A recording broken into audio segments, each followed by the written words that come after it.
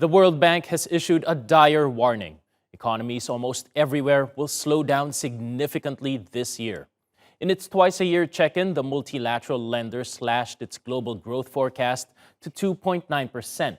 Now, that's lower than the January prediction of more than 4% and about half of last year's expansion.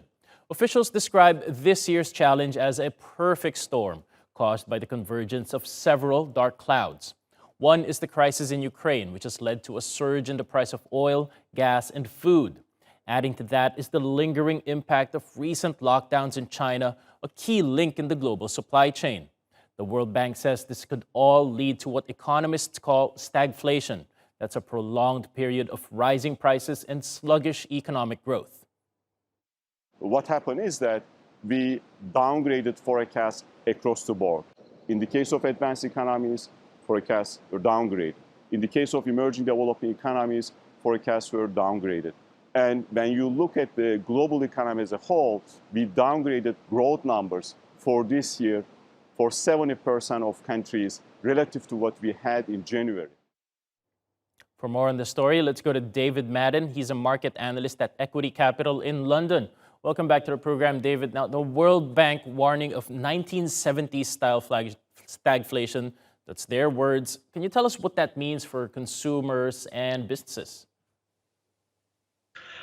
Should it come to pass, it's not good for either consumers or households. We're already feeling the impact of very high levels of inflation. We've seen numerous central banks around the world hike interest rates.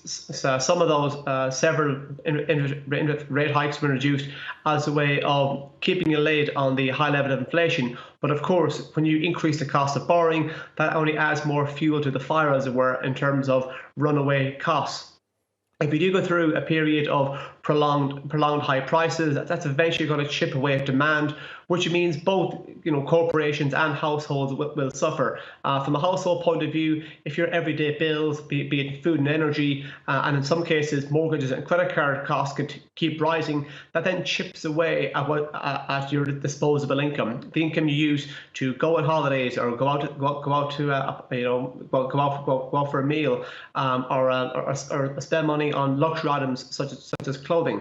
How that impacts corporations, be it pubs and restaurants or airlines, or be it fashion retailers, if they get to a point where their costs are high for operating the business, their wages are high, and on top of that, demand is falling because people have less money at the end of the month to actually go out and purchase cinema tickets or purchase airline flights or go out for a nice meal.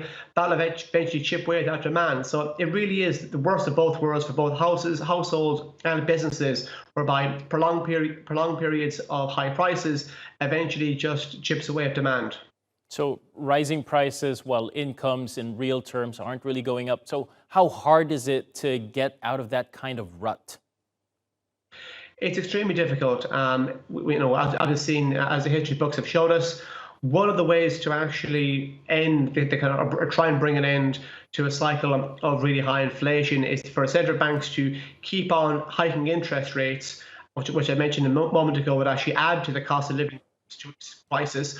But by hiking interest rates, you then chip away at overall growth and demand, and then eventually you kind of orchestrate your own recession, and throughout with that will kind of snap the period, or at the very least taper the high levels of CPI.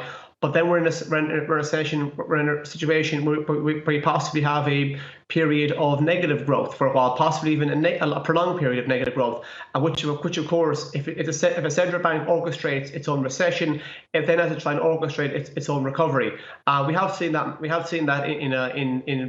previously play out over the decades, and either situation is not good. You endure high prices for too long, or else you intentionally bring about a recession and actually bring about a period of negative growth, which it benefits no one, neither households nor consumers or corporations. All right, a really bleak outlook there from David Madden in London. Thank you for joining the program.